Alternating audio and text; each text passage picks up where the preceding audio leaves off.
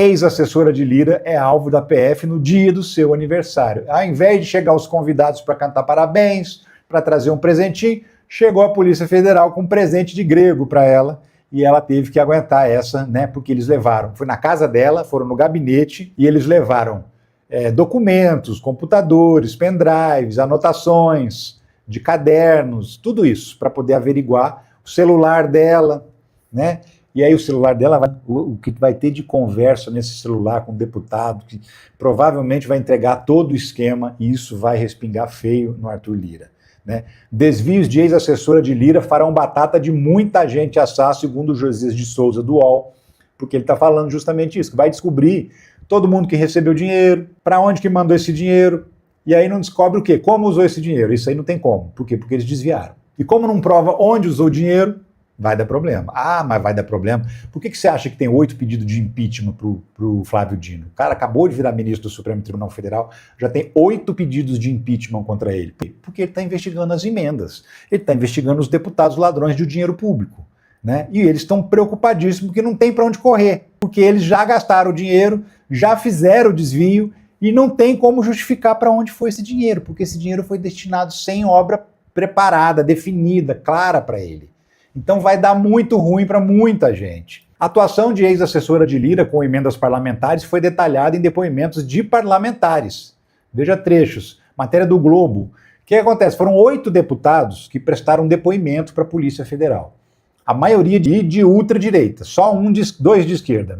2. O resto tudo de direita. União Brasil, PL, PSD, só a partir do centrão e da direita. Né? Eles prestaram depoimento para a Polícia Federal e contaram como é que era o esquema. E eles falaram, é porque a Tuca que cuidava disso, tudo é a Tuca para lá, Tuca para cá. Tuca é o apelido da assessora do Arthur Lira. Ela não é mais assessora do Arthur Lira. Ela saiu do gabinete, depois que ele deixou de ser presidente da Câmara, e foi para a liderança do Partido Progressista, que é o partido do Arthur Lira. Então ela está na liderança do partido agora, trabalhando como assessora, e segundo o que levantou a Polícia Federal, fazendo as mesmas coisas, porque o Arthur Lira não perdeu o controle das emendas depois que ele deixou de ser presidente da Câmara, e isso a própria investigação da Polícia Federal aponta. Um dos deputados que prestou depoimento foi o Glauber Braga. Por que você acha que o Arthur Lira fez de tudo para caçar o mandato do Glauber Braga? Porque o Glauber Braga entregava, contou todos os detalhes do esquema fraudulento de desvio de emendas, falou quem fez, onde fez, qual a prefeitura que recebeu o dinheiro, enfim, ele fez um levantamento muito minucioso no mandato dele, da destinação dessas verbas, e aí apresentou isso para a Polícia Federal como denúncia. Outro deputado que também prestou depoimento disse que inclusive foi pressionado e levou bronca do Arthur Lira. Olha lá, DCM, Diário do Centro do Mundo. Deputado disse que foi pressionado e levou bronca de Lira ao questionar emendas. Era o presidente de uma comissão, é o deputado José Rocha, esse deputado aqui, ele é do União Brasil da Bahia, ou seja, deputado de direita, aliado do Arthur Lira. Lembrando que o União Brasil, o partido dele, está coligado com o PP, formaram uma federação. Então, o partido do Lira e o partido desse deputado aí estão, coladinhos, juntinhos. E o que esse deputado falou? Ele era presidente de uma comissão, e aí o que o Dino determinou para acabar com o orçamento secreto? Não, porque agora tem as emendas de comissão. Então, por exemplo, comissão de infraestrutura, comissão de saúde, comissão de educação, comissão de transportes, tem comissão de tudo quanto é área que você imaginar, comissão de ciência e tecnologia, e essas comissões ganharam o direito de indicar emendas. Só que como é a comissão que indica emendas, é todo mundo. Então você precisa saber quem que pediu esse dinheiro. E como é que decide isso? Como é que descobre isso, melhor dizendo? Por meio da ata, porque na reunião, quando o deputado levanta a mão e fala, manda para mim 1,5 milhão para o município tal, porque eles vão construir uma ponte lá, uma pinguela, porque 1,5 milhão é uma pinguela, né? Vou construir uma pinguela lá, manda esse dinheiro para mim, isso consta em ata. Olha, o deputado fulano de tal pediu 1,5 milhão para o município tal, isso consta em ata, né? Só que o que acontece? No final do mandato do Arthur Lira como presidente da Câmara, ele suspendeu as reuniões de comissão, então não podia acontecer as reuniões, e se não tinha reunião, eles também não decidiam o que fazer com o dinheiro. E aí o Arthur Lira decidia, bom, já que eles não decidem, decido eu, né? E mandou o presidente da comissão fazer os documentos necessários para encaminhar esse dinheiro. O presidente da comissão falou, isso vai me dar problema com o Flávio Dino. Vai dar problema porque está investigando essa história, como é que eu vou passar para frente isso sem identificar o autor da emenda, que é justamente a regra que o Flávio Dino determinou que a gente tem que seguir. E aí ele falou, não vou não. Ah, o Arthur Lira passou a mão no telefone, ligou para ele e falou, o que você está pensando? Você está criando dificuldade aí por quê? Você está atrapalhando o nosso negócio.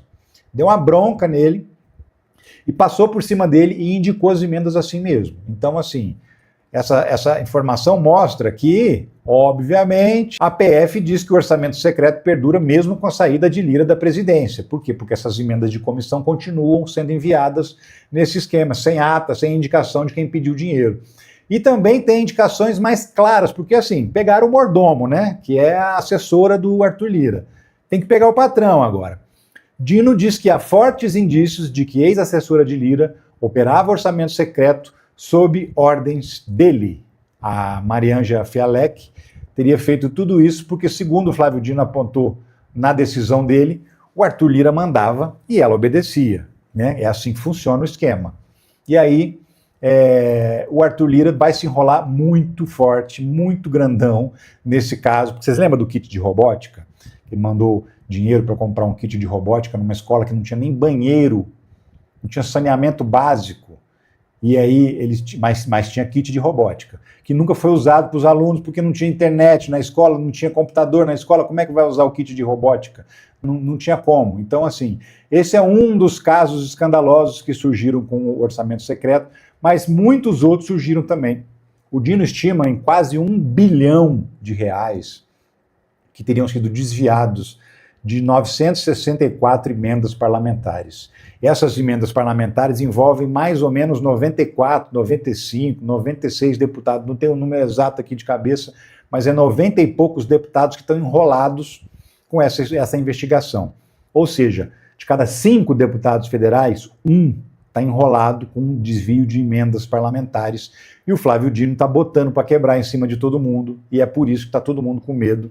E o Arthur Lira deve estar se tremendo todo a essa altura do campeonato, porque Polícia Federal independente, Polícia Federal que investiga sem interferência do governo, é outro papo, né? São outros 500. Nenhum delegado da Polícia Federal foi transferido de cidade, foi tirado do cargo, porque está fazendo investigação em cima de peixe graúdo. A Polícia Federal está funcionando normalmente, do jeito que tem que ser, sempre, né?